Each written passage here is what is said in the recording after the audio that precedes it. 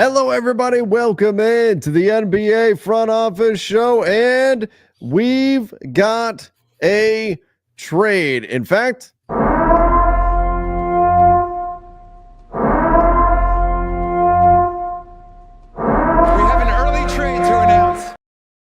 an early trade indeed, because we are still days ahead of the trade deadline. Keith, I almost forgot about that drop. I almost did. Yeah, it's been a little bit since we've used that one. I thought we were breaking down the Celtics 26-point comeback win over the 76ers. Well, some of the 76ers, but I guess we'll talk about the trade There were instead. basketball games tonight? Yeah, there were a couple. Yeah. No, there was not any time for basketball games tonight. Yeah, they still actually play games in this. No, that can't be a thing. Crazy, right? Yeah. I don't know why, but they do. So, hey, thanks for everybody who's already here. I mean, we're, the thing is going crazy, chats going nuts. Yeah, I got to pull this one up here. Yay, Keith, it's early for us East Coast Florida boys. yeah. I didn't know. I said to Trevor, I said, if this thing goes down much past 9 o'clock, I'm going to just sit on the live stream and sob. I was tired.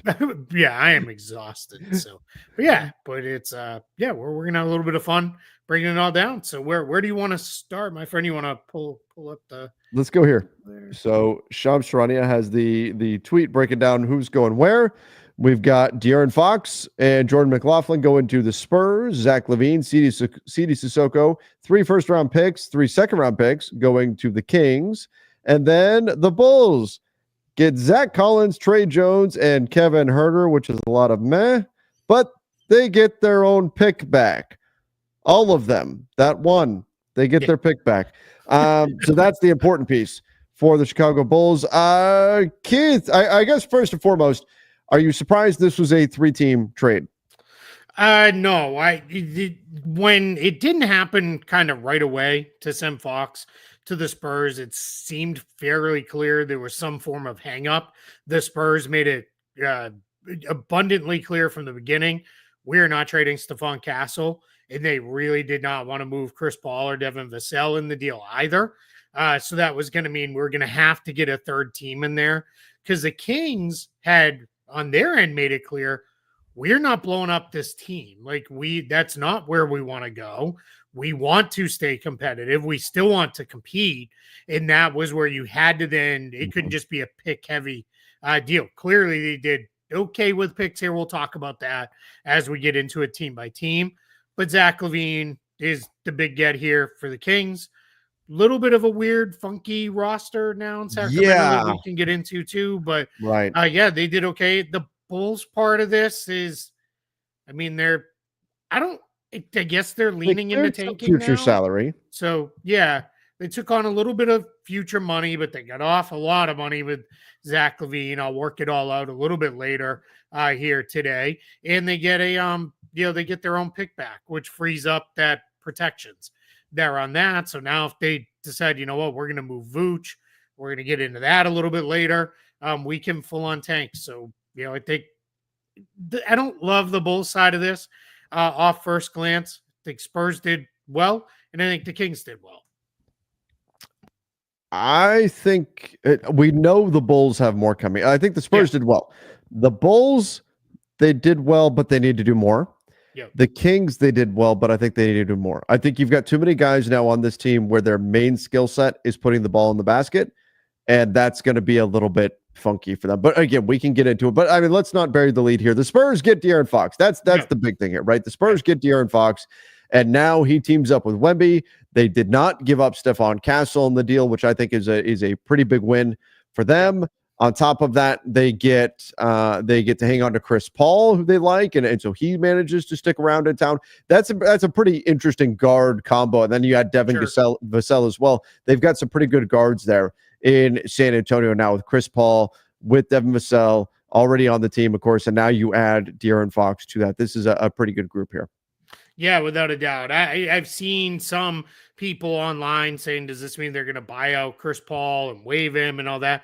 I don't think so. I think they're just going to put him in. Either him and Fox will start together, or they'll bring him off the bench. when Fox is fully ingrained and ready to go. I don't think we're going to see that. Let's do this. We'll move to the Spurs side of things since that's where we're at. Jordan McLaughlin comes in as third point guard, just depth now, right up behind other guys. So we'll kind of go from there with that one. So I think that's going to be pretty good. For them as well. Not a huge part of this trade, but not a minor part either. But yeah, I mean, the big thing here is De'Aaron Fox. It's been pointed out. So this is not like us, pointing this out first.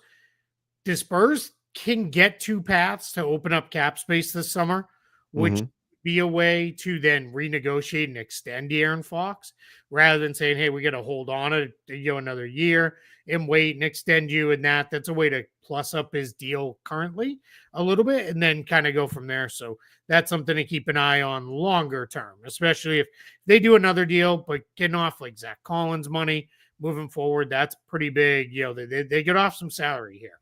Yeah. And so you move some salary here. Now, the Spurs maybe become a team that could use another backup big out there on the market, something to look at there. But the bottom line, you get De'Aaron Fox to pair with Wemby, and then they are off and running, and that should make them a pretty formidable team. And we'll look at the conference standings once we really get into this. But this is I think, obviously, the move the Spurs wanted to make. They do it without losing anybody of real significance on this roster. Just future draft capital. So they managed to keep the team intact, and that should give them a chance to really push. Right now, they're the 12 seed, but to really push for the postseason this year. Yeah, without a doubt. I mean, we'll see, right? Like you said, we'll look at the standings after we run through everybody here, but they've got some real work to do to get there. They've slipped a little bit here, and the Kings should be good too moving forward. I think we're going to see the Warriors maybe do something. We'll talk about them in a minute because Mark Stein added on a little bit of reporting there. Yeah. So, but there's definitely some stuff, more stuff coming. Yeah. This is, like I said, this is a pretty good move for the Spurs. Obviously, this is the move the Spurs fans have been waiting for, and now they're ready to go make a playoff push here in San Antonio. Have some real pieces now to work around. And I think this is great value in terms of what they gave up. Great value. A lot of the picks that they gave up were maybe okay. We'll see. Like that, the Charlotte pick is protected and all of that. So yeah, we'll get into that on the Kings side in a moment. I think too for the Spurs now you have your long-term running mate for Victor Wembanyama with De'Aaron Fox. I realize De'Aaron Fox is not 22 years old, but he's also not 32 years old. So you should be fine there. And then I think you're going to see with them as well. I think what we'll see with the Spurs is they held on to some very tradable guys too in this. So not necessarily that they're going to do another thing before the deadline, but going into the offseason, you've got Keldon Johnson, you have Jeremy Sohan, you have Devin Vassell if you decide we want to go in a different direction there. So that's big. Let's say there was a third star level guy to pair with Fox and Wembanyama. You still have Stephon Castle, and you still have a whole bunch of draft picks that you can move to. You're pulling it up there in Spot Track. It's already all updated, all plugged in, all the new guys there already. So you can see if you skip forward 1 year, there's still a lot of movable salary on this team where they can do a lot of stuff if they want to moving forward. Yeah, a lot of flexibility here. So the Spurs now set up to bounce right back as they tend to do. Takes a few years in the lottery. They're going to get a generational big man and then be right back in the Western Conference. One of my favorite little Spurs tidbits, their first 44 years in the NBA, they missed the playoffs 4 times. Crazy. One of those 4 years, they got David Robinson. Another one of those 4 years, they got Tim Duncan. So, that's how you have a 20-plus year run of playoff appearances. And then, obviously, in more recent vintage miss out, you get Victor Wembanyama. It's part of why you get fans who romanticize rebuilding.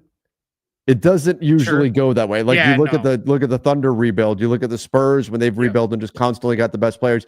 There's a lot of other teams that try to rebuild and they constantly get not the guy in the draft, and then they wind up stuck for a long, long Well, time. So not always the easiest thing to do. and even the Duncan year, they were only bad because David Robinson hurt his Got back hurt. Yep. and missed almost that entire season. So yeah, wild stuff. All right, I want to move over to the Kings. Let's take a look at the Kings. Man, So the Kings get Zach LaVine, CD Sissoko, 2025 Hornets first, although it doesn't sound like that is going to convey this year because that's protected. The 2027 Spurs first. I thought they would get this year's Spurs first. The 2031 Wolves first, and 3 second-round picks. Yeah, the second-round picks. Those picks are not as good as it sounds. The three first is not as good as 3 first sounds. Yeah, so let's pause there for a moment. We'll obviously spend a lot of time on Zach LaVine. But if we pause there, that Hornets pick, that's probably never going to convey. It's lottery protected this year. It is also lottery protected next season. Very unlikely the Hornets. I'm sorry, it's only this year. It's lottery protected. So that's going to turn into 2 seconds. They're going to get a second in 2026 and a second in 2027. So whatever, right? I mean, fine, I guess. 2027 Spurs first. Spurs should be pretty good in 2027. Yeah, that'll be terrible. Right, that's a couple years out. So I think they're going to be really good. The jewel here is that 2031 Wolves first, like of these picks, because who knows what the Wolves will be by the time we get to 2031. I mean, they could be. Isn't Ant 22? Yeah, but is it? I mean, Luka just got traded. Sure, yeah. I mean, you never know, but I'm just saying, like, Ant should be physically like in his prime if they still have him. Yep, but who knows, right? I mean, things have a way in the NBA of getting sideways on us and surprising us. So that's the thing there. But here's the other thing that I think because I've already seen a lot of people harping on the pick in the lack of prime assets there. They got Zach LaVine. Zach LaVine's good. Zach LaVine has had an excellent season this year. His contract no longer looks as crazy as it once did. Like he has been really, really good. So I think we're in a spot here for the Kings. They did okay. Somebody called it out. We'll get into your super chats and everything, guys. We promise. There's quite a few of them, so we'll do our best. Little bit of a weird offense, right, for the Kings now. They don't really have a point guard. Yeah. But here's the thing. LaVine, Malik Monk, DeMar DeRozan, and Domantas Sabonis can all facilitate the offense. They've all done it for years. It's going to take some work on Doug Christie and his staff to get guys in the right places. But now you'll always have 2 guys on the floor that you can run the offense through, and they should be okay. They should be okay to get around not having a traditional point guard out there. I'll also say this, Devin Carter, they love, and their intention is that Devin Carter will eventually be their starting point guard. That's why they weren't super focused on getting a point guard back when they traded De'Aaron Fox, because they're ready within the next year or so to hand that job to Devin Carter and moving it over from there. So that's the one thing that I don't like about, well, I mean, besides the draft capital on this, it's one of those things where if you are not really looking into it and you just go, whoa, the Kings got 3 first, you're going to say, oh, that they did a good job.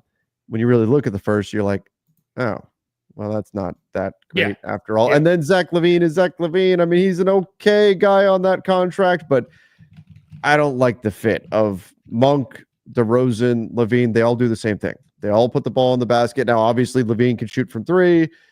Monk is a bit more crafty and more of the microwave 6-man scorer.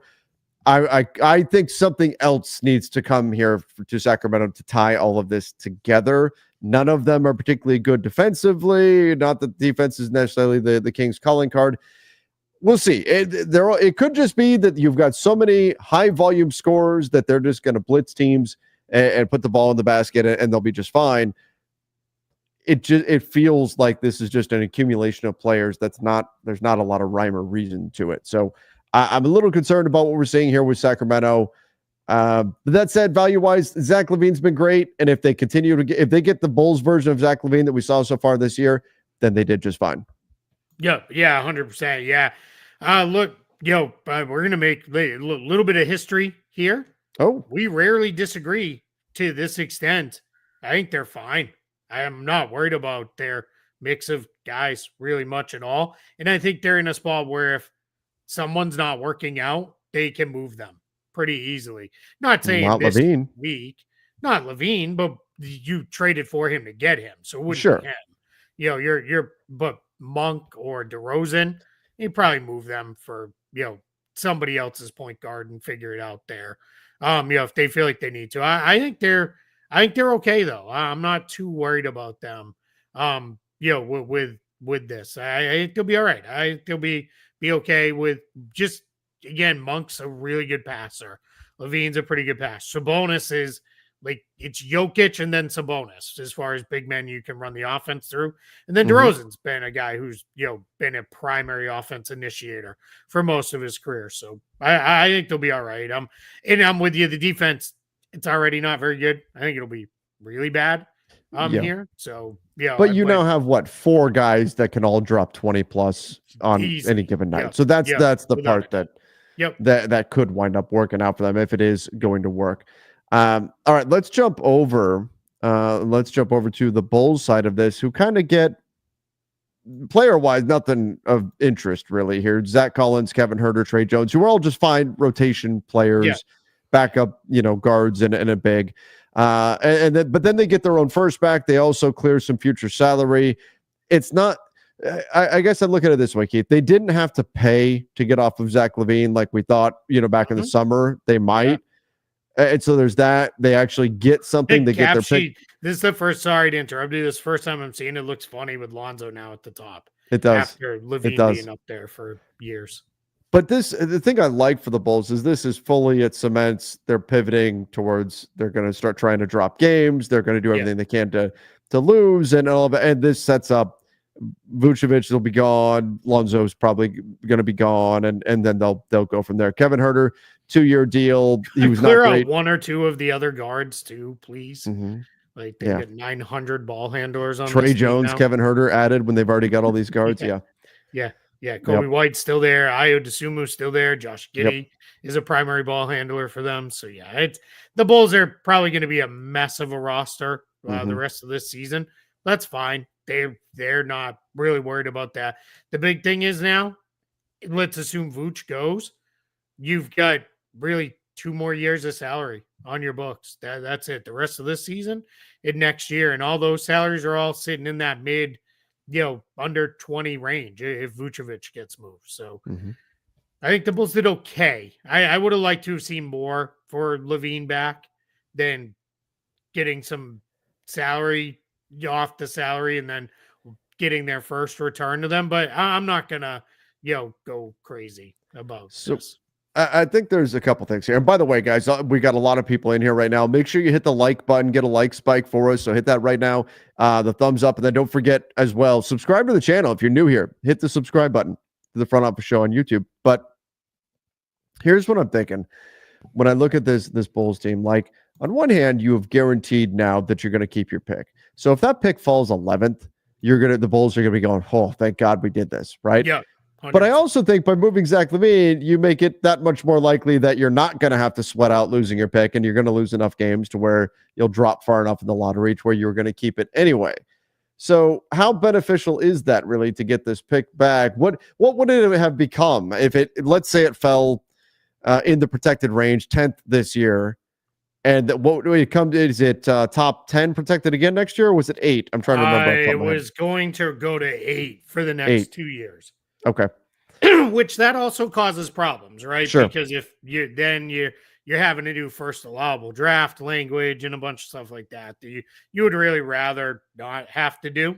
If you could avoid it. So I that's okay to get around that, right? I think that's solid work. I just would have liked to have seen one other pick even if like they got that fake Charlotte pick, at least it would have been like, we got 2 firsts for Zach LaVine. So, but I mean, like you said, this is about getting off that long-term salary, rebalance your books, and start moving. And they're not done, I don't think. No.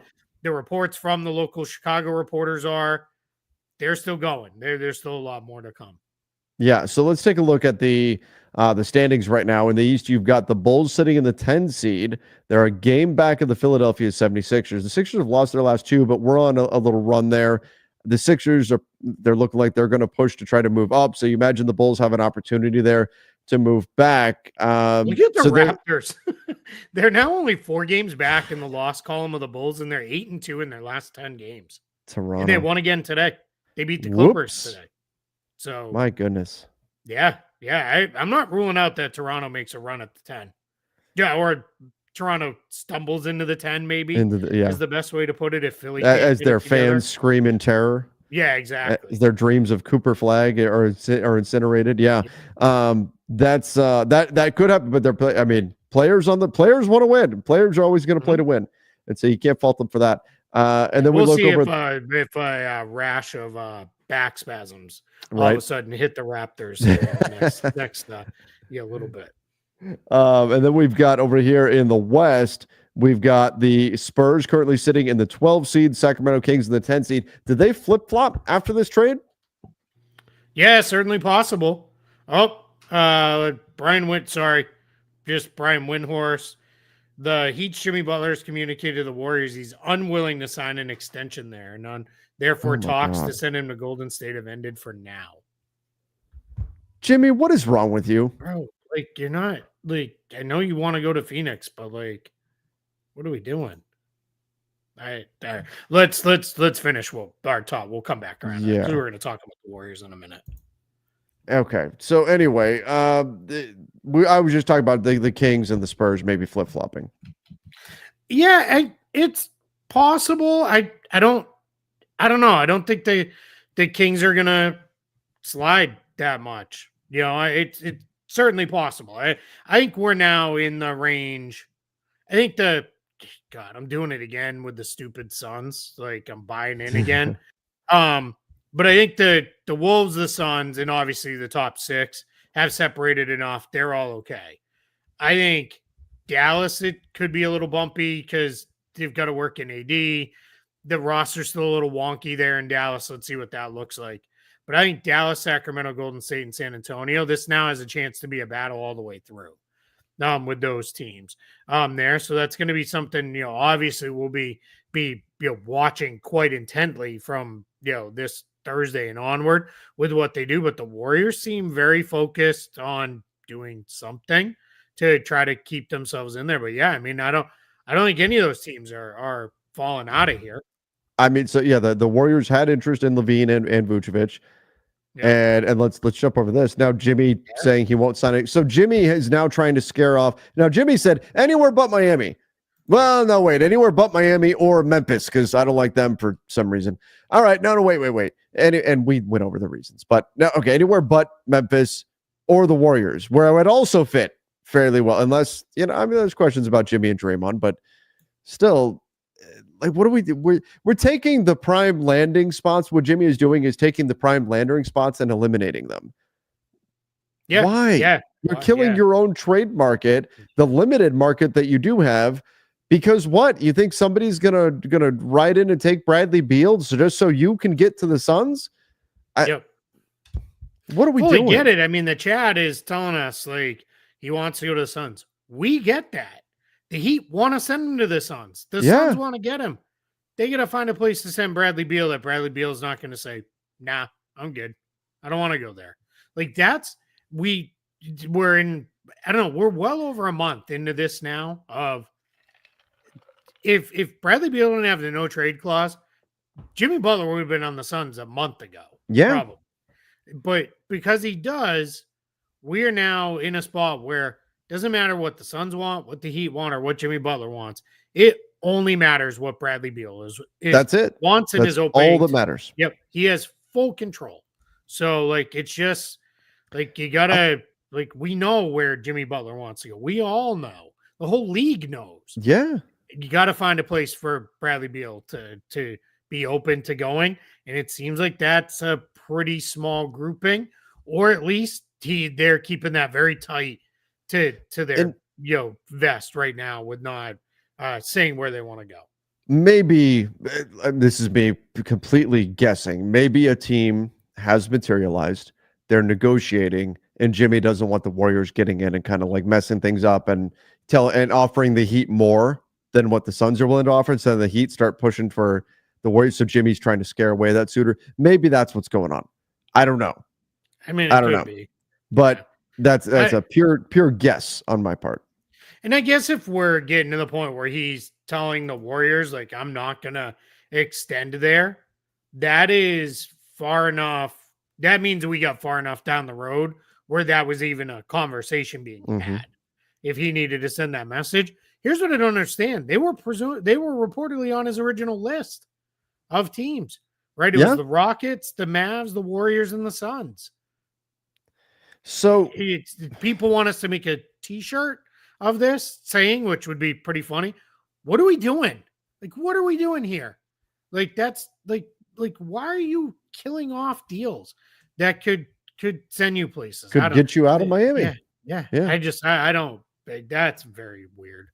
Like, so very odd. It is. So what do the Warriors do now? Because they need to add to this team. If Jimmy is now saying, I don't want to be there either.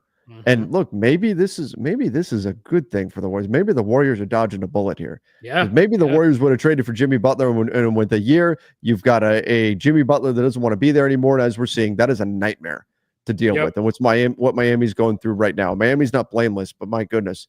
So what do the Warriors do now on the market? Do they re-engage on Cam Johnson, or where do you go from here?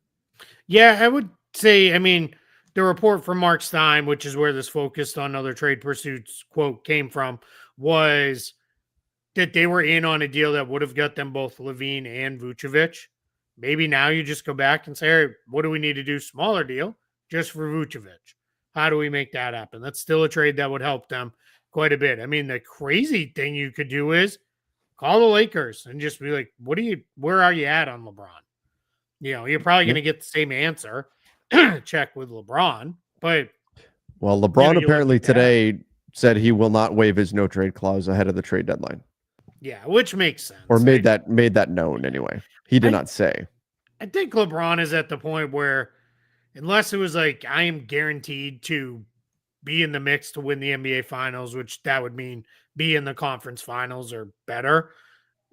I'm not doing something mid-season, right? He said at one, I think this might have even been before he signed with the Lakers. There was all this thing like, could LeBron just become like a year-to-year mercenary where like he just jumps from team to team? And he's like, I don't want to do that. He's like, I have a family. He's like, I'm not going to ask them every year to move to a new place. So I think that's why he doesn't want to move, mid-season. That fully makes sense. So, but I would at least make the call at least, right? And just say, hey, sure, let's see with this. Do you look at Portland and hey, where are you guys at with Robert Williams, right? That could be something they look to do. If I'm the Warriors, like, is there a way, would you be interested with John Collins from the Jazz? That could be get Collins and Sexton or something that rounds out your rotation a little bit better. What about BI? So, yeah, that could be another one too. Yeah, great call there. So, yeah, I'm gonna guess they do something. I don't think they're gonna, do nothing. I don't think they're gonna sit it out. It's too weird that they've come back around this like heavily on. We're trying to do something, right? Yeah. To then just sit it out. All right, Keith, should we get into some of our chat questions? Yeah, man, I don't want to do another 2-hour show like we did. No, I do not either. Yeah. I don't have I'm so tired. If you guys want to see me curl up under the desk and just cry, then I still have a podcast to do tonight, and a radio spot to do in a little bit. Right. So, yeah. All right, here we go. Denitrify said, "Don't mind me. I'm just here for the intro side scroller game music. Mega Man, let's go. Let's go. All right. Oh, man, that wasn't even planned. No. We're seeing we're both sleep deprived and on the same wavelength. 3 first-round picks and 3 second-round picks, plus the better player in LaVine this season. Now I feel bad for the Mavs. Absolutely got fleeced. What a trade deadline. The 3 firsts are okay-ish. Maybe one of them's not real, so there's that. But as far as the Mavs got Anthony Davis, and you got to wonder how they value Max Christie too, who's playing great basketball. So that completely bizarre Mavs press conference where Nico Harrison got up and like left Jason Kidd. Like, one, what are you doing? No offense, no one there wanted to really hear that much from Jason Kidd. This was more about why did you make this trade, and you just get up. But like, I mean, I don't want to get too deep into the negative parts of it. I will say this: he was very clear they wanted Anthony Davis. Like that was their guy they targeted all along. They knew they had no other way to get him unless it was offering Luka, because it wasn't going to be another deal that the Lakers were interested in from their side, and they went out and got him. So, kind of is what it is. Our Mission 86 said, how exactly did we enter the upside down? This has been the most insane 24 hours of sports I can remember for a long time. What's next? Lakers and Celtics hugging. Keith, I was asked on a radio show earlier today. It was a radio show in Australia, and they talked about how the rules are very, very different for their sports. I believe it was Australian rules football they were talking about. Anyway, ultimately, players can't be traded without their consent in the league that they were referencing. And they said these rules in the NBA, is this what do you think about this? The fact that players can just be traded at any time and this can happen without their consent and everything. Is that a positive for them? And I said, oh no, this is great. I said, the league loves this kind of stuff. This gets everybody buzzing, everybody fired up, everybody talking about the NBA. I mean, the NFL has to be kind of saying, thank goodness we don't have the Super Bowl this weekend. Not that it would wipe out the Super Bowl by any means, but just, I mean, this is enough noise. Luka to the Lakers, right? Like that's enough noise around the NBA to distract from that. So this is the player movement market, the secondary game, the game within the game is huge for the NBA. And the last 24 hours have just been an indication of how powerful all of this can be. Yeah, 100%. Yeah, I mean, they own this weekend. Yeah. With all the news cycle. Yep. Chris said, missed all the chaos yesterday, still recovering from the AD trade. Other moves don't excite me. Worried Braun leaves too. Had to vent here. Sorry. Well, he has a player option this summer.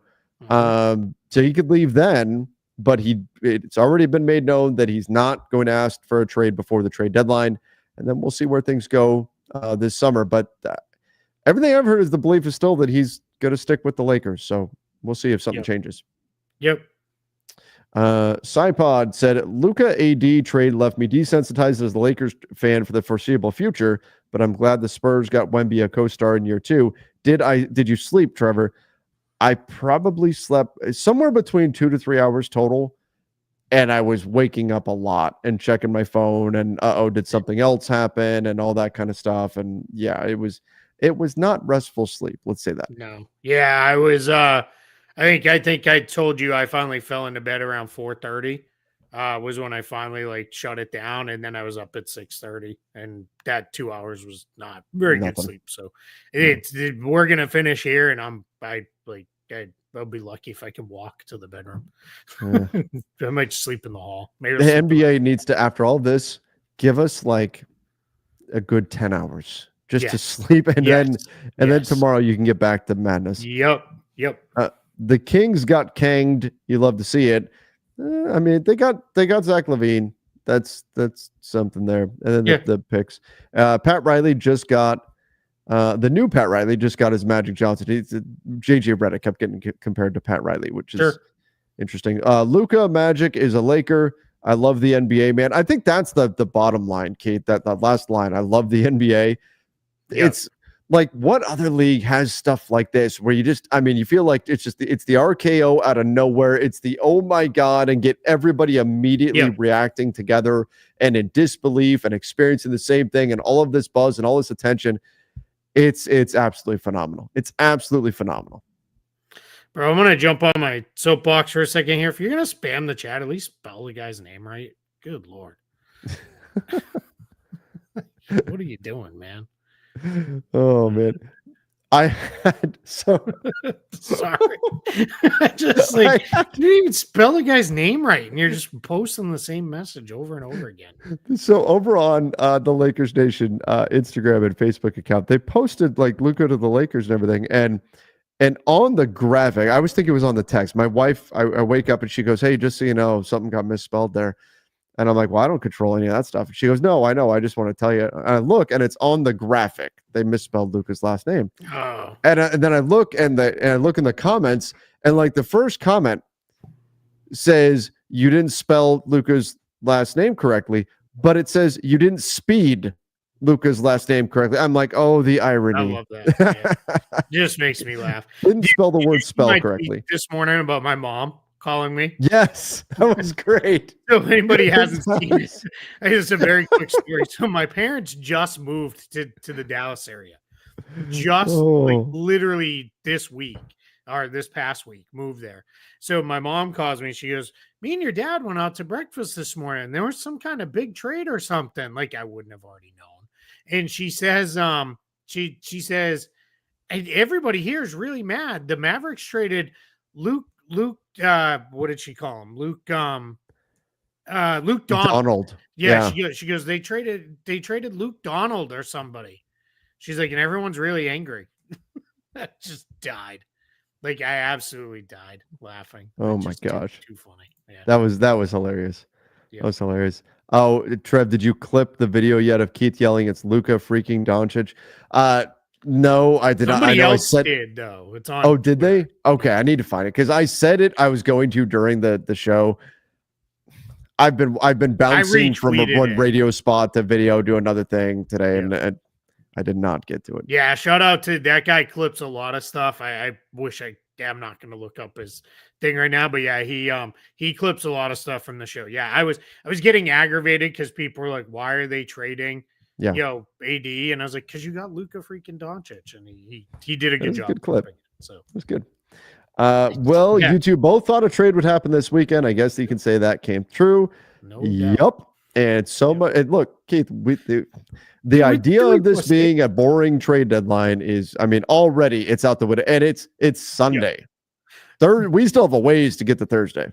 Do you remember I came home from Arizona State? It's mock trade deadline.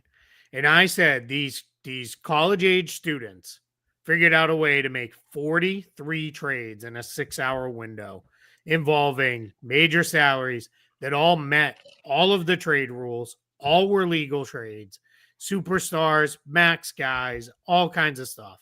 And I was like, if a bunch of college students in 6 hours can figure it out and how to make it work, NBA teams can figure it out. And here we go. Like, yeah, I'm pumped. We still have 3+ days to go till the trade deadline itself. Like, so and there's still a lot of big names out there and a lot of guys who are very likely to move. So I think we're going to be busy for the rest of the week.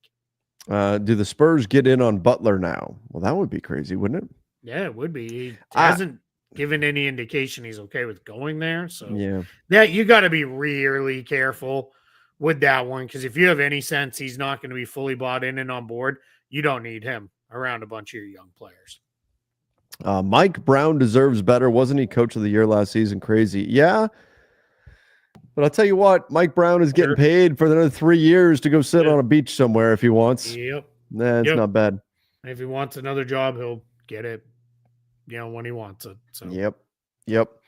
I'm more than happy we got Luka. Was a heavy proponent of elite perimeter play, which we lacked with an aging LeBron against elite teams. Now we have easily the best perimeter player in the league for SGA and the Foxes of the world to try to counteract them. I mean, look, this was I mean, I don't want to delve back too far into the Lakers stuff. I'm going to be doing a Lakers Nation podcast later tonight, so I've got plenty of time to talk about that. But yeah, I mean, this is a big move for the Lakers, big move for the Mavs, and the Lakers, just like when I look at the Kings, I go, I think they probably have more moves to make. The Bulls certainly have more moves to make. The Lakers certainly have more moves to make too, because their roster doesn't make sense right now either. Yep. Let's go here. Kevin. Oh, can the Lakers trade Reeves, Rui, Gabe, connect a first, swaps for Sabonis? Well, they're not trading him now. Sabonis. I don't know if that gets there money-wise either. I don't know. I'm not going to run it. But the Kings, I don't know. I got to stop saying stuff like that because I would have said the Mavericks aren't.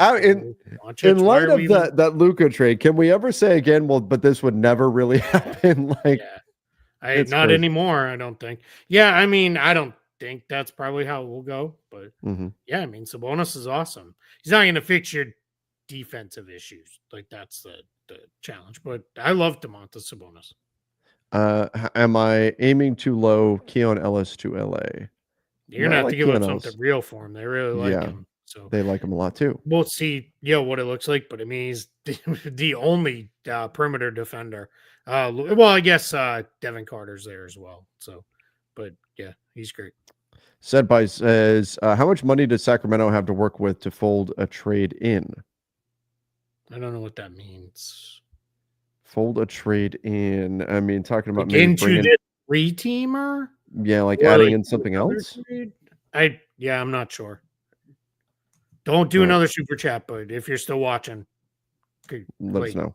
Clarify in the chat. AD and Walker Kessler never would have been a good pairing. Okay. What Kessler to replace AD is perfect. Yeah, but the Jazz have to actually trade him. Lakers need a point of attack defender to replace Max. Go down LA to trade Diva AD. I mean, between the two, I mean, I know he's a Laker now, but I think Luka has shown more diva qualities than Anthony Davis has over the years. A little bit. Yeah. Homer Simpson, dope, said, with this trade, do you think the Lakers could get Nikola Vucevic easier now? Maybe. But they shouldn't. He's not. Yeah. He makes a lot less sense for the Lakers now that you don't have an Anthony Davis to put him on the floor with to cover up his defensive problems. You'd have to be punting defense. Yeah. To say we're just going to try to outscore everybody. Not the worst idea in the world, but yeah, I don't know. That's massive overtime this weekend. Oh yeah, we know it though coming in. We know it coming in. Yep. We love it. Yeah. We always know. It's why I'm going on vacation in a couple weeks. I was going to say, just remember when you don't see us during the All-Star break week, don't ask where we are. Like, yes. Parts unknown. Recharging. Yeah. I'm scared to go to sleep at this point. Me too, Davion. Yep. Me too. At the NBA trade deadline, we don't sleep. We wait. And that's it. Yep. What are the odds of Lonzo Ball or CJ Muscular? Yeah, let's go, CJ Muscular. CJ Muscular. What was that? I don't know. That just made me laugh. It's like a wrestling promo. CJ Muscular gonna run wild on you. Let me tell you something, brother. Oh yeah, snap into a Slim Jim. Oh, it's the Macho Man. Randy Savage. Oh no, we're too tired. Yeah, what are the odds of a trade to Detroit? CJ McCollum to Detroit. How did it? McCollum must have auto-corrected to Muscular. I love it though. At first, I was like, "Is that like Mike?" I'm like, "Is that really CJ McCollum's nickname?" I'm like, "He's not that muscular." It is now. It is now. Luke Donald and CJ Muscular. Man, this show gets so off the rails sometimes when we get tired. I honestly, I don't mind either one of those for the Pistons. They had a nice win today over the Bulls. I'd be all right with either guy for them. I like Lonzo just because it gives you the more flexibility. If it doesn't really go well, then you can just move on and let his contract expire and go to whatever's next. With I must call them Muscular with McCollum. That's what we're gonna call him now. I know, right? We're gonna be saying it like 3 years from now. People are gonna be like, "What? Why are they saying? How did this happen? Yeah, where did this come from?" Yeah, I think it's that one you're taking $30 million into next year too, and that gets a little weird. So, it's okay though. I don't dislike it. I don't hate it. Especially you're not gonna have to give up too much to get him. Okay. And he is muscular, so it gives you that extra physicality. So let's see. I know a lot of people have issues with him, but I haven't seen specifically why. What are your thoughts on the Lakers looking at Nurkic at least as a stopgap? I still believe in the big man. Maybe I'm old. I mean, ask Suns fans about Nurkic. Yeah. Suns, they're so done with him. So, and obviously he's not been playing. But here's the problem. Like, if you're the Lakers and you're going to get Nurkic, just trying to get there salary-wise now. Yeah, you're talking about sending out Rui. And are you doing that? Probably not. Yeah, I don't know if you get if I that. was going to do that, I would go a little further and get Vucevic.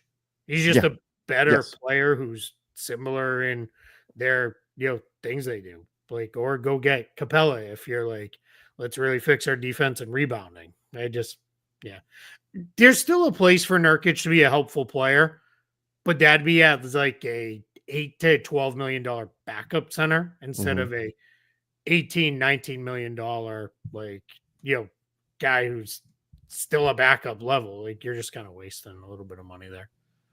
The Lakers have 4 mid-level fives on the roster. Why Day'Ron Sharp? They don't.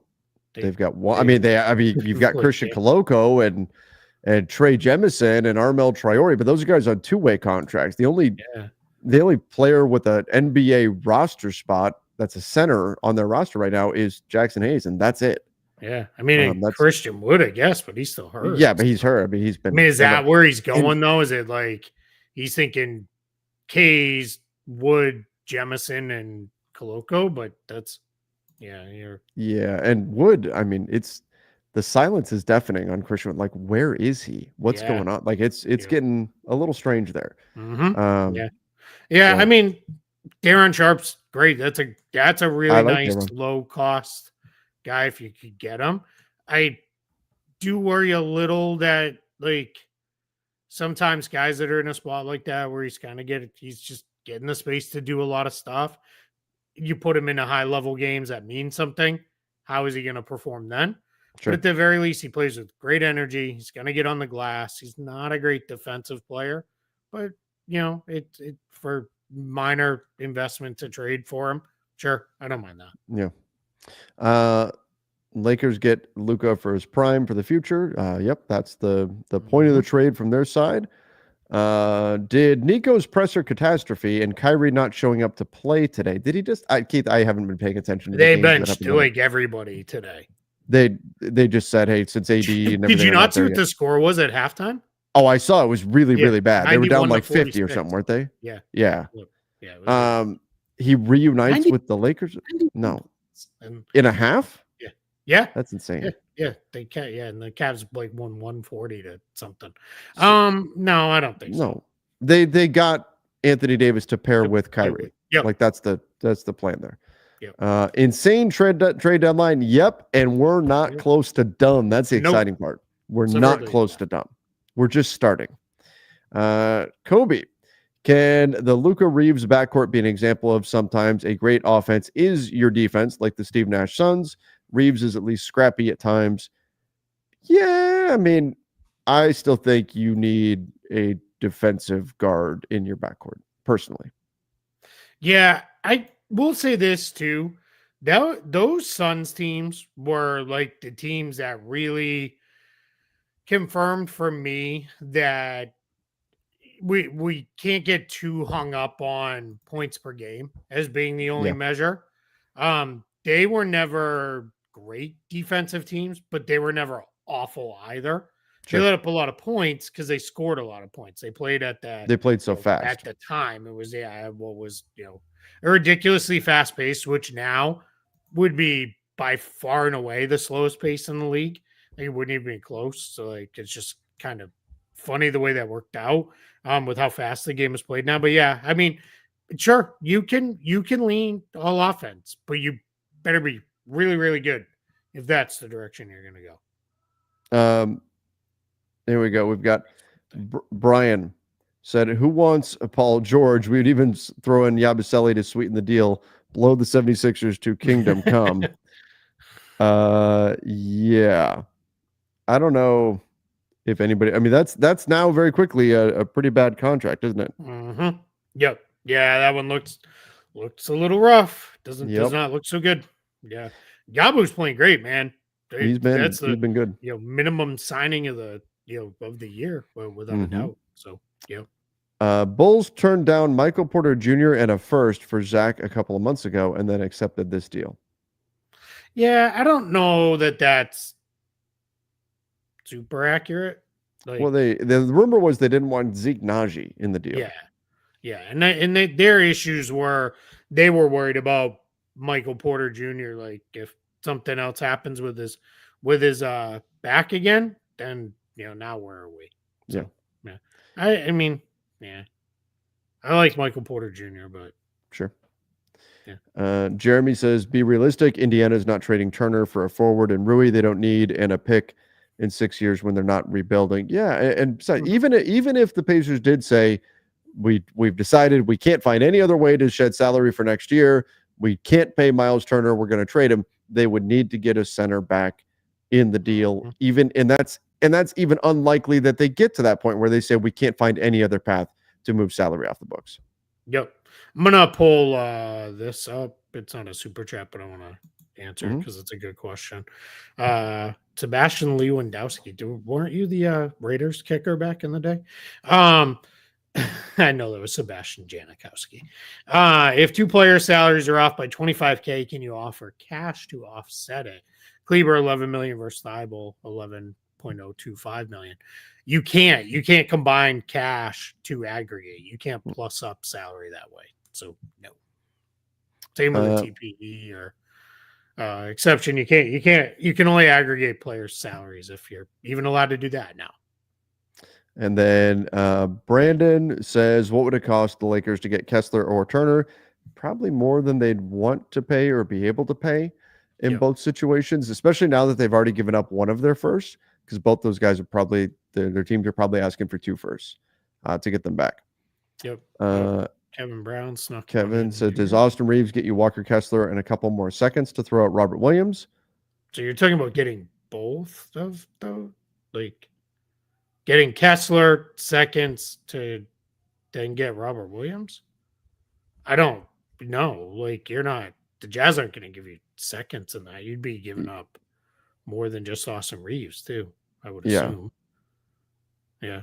No, I mean, there's construction. Wait, hold on. Sorry, my daughter was saying something. You saying you would give up more than Austin Reeves to get Walker Kessler? You might have to, like, because what does Austin Reeves do for the Jazz in a rebuild? Oh, yeah, I get that. I was, of course, I'm always thinking things from the Lakers side. I'm like, I don't know if I would give up Austin just to get Walker, but I get it. I get what you say though. From the Jazz side, 26-year-old, yeah, that makes sense. He's just not. It doesn't make sense for them, and they've got like Isaiah Collier. They still have Sexton. Now, if you were doing like Austin Reeves in a first for Walker Kessler and Colin Sexton, I realize the money's not exactly right there. You gotta work a little bit, but yeah, you're not like they just don't. I don't know why they would want him. Yeah. And then you're not going to get the seconds then to turn around and flip for Robert Williams too. Right. Even though Jazz now have seconds coming. How were they not in this trade? With the right. They should have been in there just to get a couple seconds somewhere. They've done it a couple of times already so far. Yeah. They popped in. Yeah, somebody asked about Mo Bamba. We didn't know it last night because it hadn't been finalized. We talked about it. Somebody needed to be traded. That's the player that the Jazz waived was Mo Bamba. I know I know him because he's in our show all the time. He's a Lakers guy, but he asked like, should the Lakers go after him? Been there, done that. Didn't bother buying the t-shirt. Like, they're not doing that. Yeah. Like, yeah. Danny, would you trade Austin, Dalton, Kleber? Well, you can't do that. You can't combine Kleber with the other guys. You can't be aggregated. They might be aggravated too by the time all these trades are done.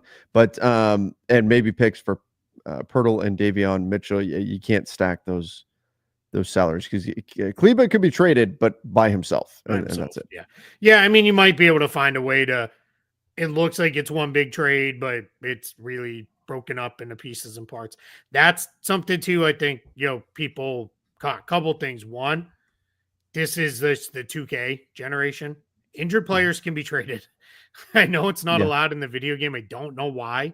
It's like the stupidest thing. And like, I've actually given that feedback to people who work with 2K. But whatever, it's like, it's dumb, but injured players can be traded. They get traded all the time. And then, the other thing is trades, and this is happening in all of these trades. Teams are allowed to make the mechanics of the trade whatever is best for them.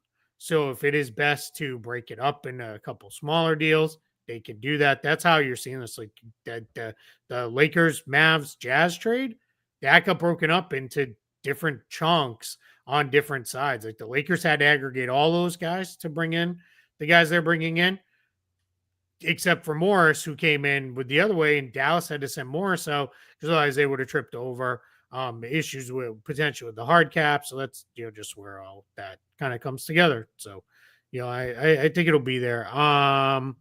There's a couple other things I just was going to answer quickly here. Somebody said Beal is going to cave soon, and Butler will end up with the Suns. Like if we get to Tuesday, like I have a feeling Jimmy Butler is going to show up at Bradley Beal's house at like 3 a.m. or something like that, and just glare at him until Beal says fine. just be mean. Yeah. Our buddy Kyle, he's here all the time. Kyle's great. Some reporting is saying Pelicans are only 1.4 million on the tax spot checks. That's 2.11. It's DeJounte Murray's bonuses.